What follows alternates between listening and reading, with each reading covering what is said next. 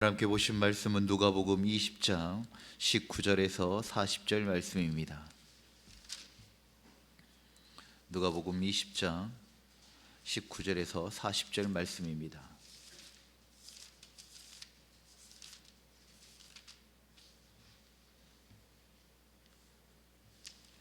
하나님의 말씀을 한 절씩 교독하겠습니다. 서기관들과 대제사장들이 예수의 이 비유는 자기들을 가리켜 말씀하신 인 줄 알고 즉시 잡고자 하되 백성을 두려워하더라. 이에 그들이 이어보다가 예수를 총독의 다스림과 권세 아래에 넘기려 하여 정탐들을 보내어 그들로 스스로 의인인 체하며 예수의 말을 책잡게 하니, 그들이 물어 이르되 선생님이여 우리가 아노니 당신은 바로 말씀하시고 가르치시며 사람을 외모로 취하지 아니하시고 오직 진리로서 하나님의 도를 가르치시나이다. 우리가 가이사에게 세세를 바치는 것이 옳으니까 옳지 않으니이다. 예수께서 그 관계를 아시고 이르시되 우리의 영상과 율이 여기 있느냐 대답하되 가이사의 것이니이다. 이르시되 그런즉 가이사의 것은 가이사에게 하나님의 것은 하나님께 바치라 하시니, 그들이 백성 앞에서 그의 말을 능히 책잡지 못하고 그의 대답을 놀랍게 여겨 침묵하니라. 부활이 없다고 주장하는 사두개인 중 어떤 이들이 와서 물어 이르되 선생님이여 모세가 우리에게 써 주기를 만일 어떤 사람이 형이 아들을 두고 자식이 없이 죽으면 그 동생이 그 아들을 취하여 형을 위하여 상속자를 세울지니라 하였나이다. 그런데 7형제가 있었는데 마지가 아내를 취하였다가 자식이 없이 죽고 그 둘째가 셋째가 그를 취하고 7이 다 그와 같이 자식이 없이 죽고 그 후에 여자도 죽었나이다. 7이 다 그를 아내로 취하였으니 부활 때에 그 중에 누구의 아내가 되리이까? 예수께서 이르시되 이 세상의 자녀들은 장가도 가고 시집도 가되 저 세상과 및 죽은 자 가운데서 부활함을 얻기에 합당히 여김을 받은 자들은 장가 가고 시집 가는 일이 없으며 다시 죽을 수도 없나니 이는 천사와 동등이요 부활의 자녀로서 하나님의 자녀임이라. 죽은 자가 살아난다는 것은 모세가 가시나무 떨기에 관한 글에서 주를 아브라함의 하나님이요 이삭의 하나님이요 야곱의 하나님이시라 칭하였나니, 하나님은 죽은 자의 하나님이 아니요 살아있는 자의 하나님이시라. 하나님에게는 모든 사람이 살았느니라 하시니, 서기관 중 어떤 이들이 말하되 선생님 잘 말씀하셨나이다 하니 그들은 아무것도 감히 더 물을 수 없음이더라. 아멘. 사랑하는 성도 여러분, 우리의 신앙은 현실과 분리되지 않습니다. 오히려 우리의 신앙은 현실 안으로 들어가야 하고 현실 속에서 빛나야 합니다. 세상 가운데 살아가면서 불편하고 어려운 질문들을 피하며 고상한 신앙 생활만 유지하는 것이 결코 신앙이 아니라는 것입니다. 오히려 세상의 거센 질문과 논쟁 가운데서도 진리를 붙잡고 진리로 살아내는 것이 참 신앙이며 신앙인인 것입니다. 예수님께서는 오늘 본문에서 예수님을 책잡으려고 하는 사람들, 그리고 부활을 부정한 사람들 앞에서도 진리로 응답하시고 생명의 본질을 정확하게 가르치시고 밝히십니다. 그 장면 속에서는 우리는 흔들리지 않는 진리, 그리고 죽지 않는 생명의 길을 보게 되어집니다. 예수님을 제거하려는 종교 지도자들은 예수님을 불편하게 하고자, 그리고 책을 잡고자 질문을 던집니다. 어떤 질문이냐? 가이사에게 세금을 바치는 것이 옳습니까? 라고 하는 질문입니다. 이 질문은 단순히 정치적 논쟁이 아닙니다. 세금을 내라 하면 하나님 나라 운동을 포기하는 것처럼 보일 수 있고, 내지 말라 하면 로마에 반역하는 죄인으로 몰릴 수 있기 때문인 것입니다. 예수님을 가두려고, 예수님을 잡으려고 하는 그런 덫이었던 것이지요. 그런데 예수님께서는 이 우문에 대하여 현답으로 답하십니다. 가이사의 것은 가이사에게, 하나님의 것은 하나님께 바치라라고 말씀하십니다. 이 말씀은 단순한 회피가 아닙니다.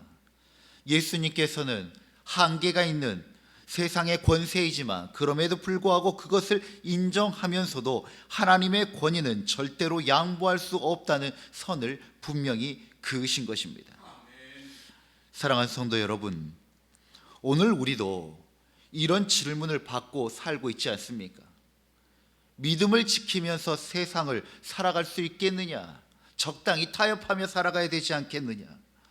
정치, 경제, 인간관계 속에서 신앙은 얼마나 유효하는가? 더 나아가 사람들은 종교가 죽었다라고 이야기하고 신은 죽었다라고까지 외칩니다. 우리는 이런 세상 속에서 믿음을 지키며 살아갈 때 매우 곤란하고 어렵고 난해한 질문과 상황을 마주할 때가 수도 없이 많습니다. 그리고 그러한 것은 외적인 상황에서만이 아니라 때로는 내 내면 안에서도 이러한 신앙이 맞는가? 꼭 이렇게까지 살아가야 하는가? 라고 하는 그런 내면의 질문과 의구심이 생겨날 때도 있습니다. 사랑하는 성도 여러분, 그렇지만 우리는 그 속에서 방황하거나 혼란에 빠지지 않아야 합니다. 먼저는 예수님께서 그들의 계략을 간파하셨던 것처럼 그 세상의 질문들이 던지는 상황과 또 그들의 내면을 그리고 우리의 내면을 냉정하게 볼 수 있어야 합니다. 잘못된 마음에서 잘못된 질문이 나오는 것입니다. 우리의 마음 역시 하나님의 중심과 순종의 마음이 아니라 다른 마음들이 있기 때문에 다른 생각, 잘못된 질문들이 나오게 되는 것입니다.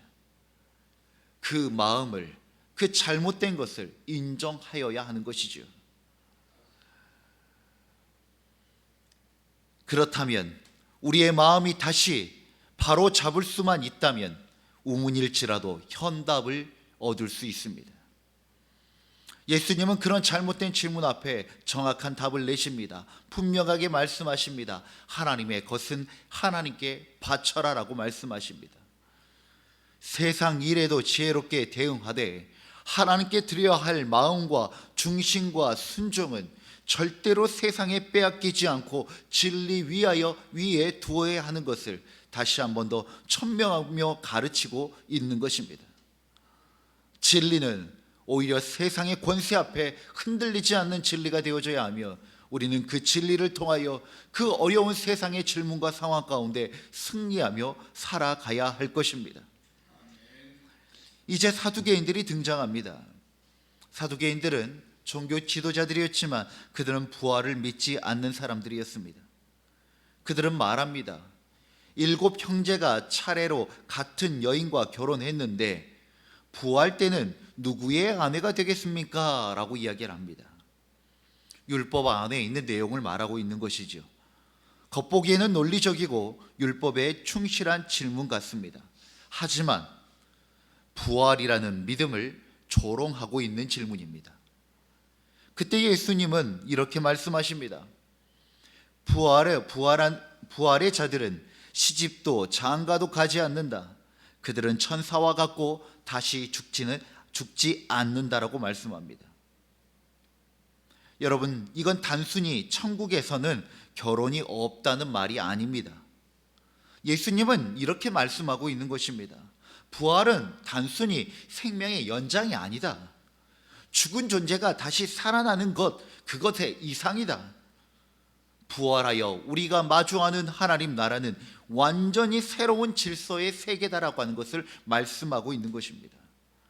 하나님의 나라는요, 이 세계와 연속성을 가지고 있지만 오히려 불연속성이 훨씬 더 큽니다.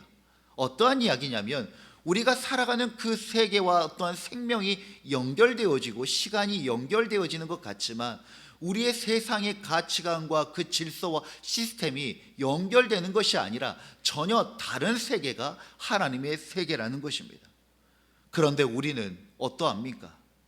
이 세상의 기준으로 하나님 나라를 재단하려고 합니다. 하나님을 생각할 때도 그렇습니다. 하나님을 우리의 생각과 경험 안에 가두고 하나님을 생각하려고 합니다. 천국에서도 외롭지 않을까? 내 가족은 거기서도 나를 기억할까? 어떤 이야기입니까? 모두 다 우리의 경험과 생각으로 하나님의 나라를 재단하려고 하는 것입니다. 인간의 이해와 경험에만 갇혀 있고 자신의 이해와 욕심에만 매달려 있기에 그들은 온전한 진리의 세계로, 영광스러운 부활의 세계로 나아갈 수 없었던 것입니다. 우리는 하나님을 알아가야 합니다. 그러나 우리는 결코 하나님을 다 알 수 없습니다. 끊임없이 하나님을 앞으로 나아가는 것이 우리가 할 수 있는 최고의 지혜이며 최선의 길이라는 것입니다. 하나님 나라 역시 마찬가지입니다. 우리가 살아가고 있는 우리의 기준을 가지고 하나님 나라를 정의하려고 하지 마십시오. 하나님의 나라는 우리에게 계시하시는 이 말씀을 통하여서 우리가 그림을 그려 나아가는 것이 하나님 나라입니다. 그 나라를 언제 우리가 완성되고 누릴 수 있습니까? 주님이 오시는 그때 우리는 하나님의 나라를 완전히 누릴 수 있는 것입니다. 그리스도인은 이미 영원하신 하나님의 세계를 이 땅에서부터 참여하고 살아가고 있습니다. 예수께서 인용하신 족장들의 믿음이 바로 부활의 믿음이었던 것입니다. 아브라함의 하나님, 이삭의 하나님, 야곱의 하나님, 그들은 어떻게 살아갔습니까? 그들의 상황 속에 하나님을 가두지 않았고 그들의 상황 속에 그들의 미래를 가두지 아니하고 오늘 우리에게 주신 말씀을 따라 그 말씀을 향한 믿음을 가지고 한 걸음 한 걸음 내딛어 나아갔던 것입니다. 사랑하는 성도 여러분, 부활을 통하여 우리가 마주하는 하나님의 나라는 사랑이 사라져버리는 것이 아닙니다. 가장 사랑이 온전해지는 순간이 바로 우리에게 주실 하나님 나라의 영광인 것입니다. 이제 예수님은 부활의 근거를 설명하십니다. 그 근거는 논리나 철학이 아닙니다. 바로 하나님 자신입니다. 모세가 말한 대로 하나님은 아브라함의 하나님, 이삭의 하나님, 야곱의 하나님이십니다. 하나님은 죽은 자의 하나님이 아니라 살아있는 자의 하나님이십니다. 이 말씀은 놀라운 선포입니다. 하나님은 죽은 자들을 기억하는 분이 아니십니다. 하나님과 연결되어 지금도 살아있는 자들의 하나님이시라는 것입니다. 사랑하는 성도 여러분, 우리 인간은 태어났다면 반드시 죽음을 거쳐야 합니다. 그러나 그 죽음이 끝이 아니라 예수 그리스도께서 우리에게 주신 그 생명을 통하여 영원한 삶을 살아가는 것이, 영원한 생명을 살아가는 것이 바로 우리입니다. 그런데 그것은 죽음 이후에 생명을 얻었을 때의 말하는 것이 아니라 오늘 우리가 진토와 같은, 그리고 고난의 현장과 암흑과 같은 세상 가운데 살아갈지라도 생명의 주인이신 우리가 하나님과 연결되어져 있는 자라면 우리는 살아있는 자라는 것입니다. 하나님은 그들을 기억하십니다. 그들을 기억하십니다. 아무리 이 육체적인 생명이 붙들려 있더라도 죽음 가운데 매여 살아가고 어둠 가운데 매여 살아가고 죄 가운데 매여 살아간다면 우리는 결코 하나님의 기억되는 자가 될 수 없다는 것입니다. 오늘 우리가 믿는 신앙은 무덤 앞에서 끝나는 믿음이 아니라 부활로 이어지는 믿음이며 오늘도 그 부활의 믿음으로 당당하게 담대하게 살아가는 주의 백성들의 삶입니다. 그것이 바로 부활의 신앙이며 부활의 영광입니다. 그렇기에 죽음 앞에서도 불확실한 인생 속에서도 우리는 살아있는 자로 살아갈 수 있는 것입니다. 사랑하는 성도 여러분, 오늘 본문을 통하여 우리가 붙들어야 할 세 가지가 이것입니다. 첫째는 세상 권세 앞에서도 진리는 흔들리지 않는 것입니다. 둘째는 하늘의 질서는 이 세상 논리를 넘어선다는 것입니다. 세 번째는 하나님은 살아있는 자의 하나님이시라는 말씀입니다. 혹시 여러분의 신앙이 지금 세상 속 논리와 상황 속에 눌려 있다면 예수님의 이 대답처럼 진리로 다시 서시고 살아가시길 바랍니다. 그리고 기억하십시오. 우리는 지금도 죽지 않는 생명을 향해 가는 존재이며 하나님은 여러분을 살아있는 자로 부르고 계십니다. 기도하시겠습니다. 사랑과 의가 충만하신 주여 하나님, 세상이 우리에게 끊임없이 물음표를 던지고 세상의 큰 힘을 가지고 우리에게 권세 있는 듯 우리에게 힘을 과시할지라도 하나님, 우리가 진리를 가지고 하나님 승리하는 삶 되게 하여 주시옵시고 우리의 마음 가운데 있는 그 진리의 말씀이 흔들리지 않게 하여 주옵소서. 하늘의 질서는 이 세상의 논리를 넘어섭니다. 그런데 우리는 자꾸 이 세상의 경험과 지혜를 가지고 하나님의 뜻과 역사를 판단하고 재단하려 합니다. 하나님, 그 어리석음을 내려놓게 하시고 우리가 부활의 영광과 믿음의 신앙을 가지고 주의 말씀에 순종하며 하나님을 우리의 마음에, 우리의 삶의 중심으로 두며 살아가는 주의 백성들 되게 하여 주옵소서. 부활의 신앙을 가지고 죽어있는 듯 살아가는 존재가 아니라 정말 살아있는 자로 살아가는 주의 백성들 되게 하여 주시옵소서. 이 땅을 살아가지만 하늘의 영광을 품고 하늘의 것을 구하며 살아가는 주의 백성들 되게 하여 주셔서 오늘도 부활의 영광의 아침을 맞이하는 복된 주의 백성들이 될 수 있도록 은혜 내려주시고 인도하여 주옵소서. 주님만을 찬양하오며 우리 주 예수 그리스도의 이름으로 기도드립니다. 아멘. 주님이 가르치신 기도로 예배를 마치겠습니다. 하늘에 계신 우리 아버지, 아버지의 이름을 거룩하게 하시며 아버지의 나라가 오게 하시며 아버지의 뜻이 하늘에서와 같이 땅에서도 이루어지게 하소서. 오늘 우리에게 일용할 양식을 주시고 우리가 우리에게 잘못한 사람을 용서하여 준 것 같이 우리 죄를 용서하여 주시고 우리를 시험에 빠지지 않게 하시고 악에서 구하소서. 나라와 권능과 영광이 영원히 아버지의 것입니다. 아멘. 우리의 기도를 주님께 올려드립시다.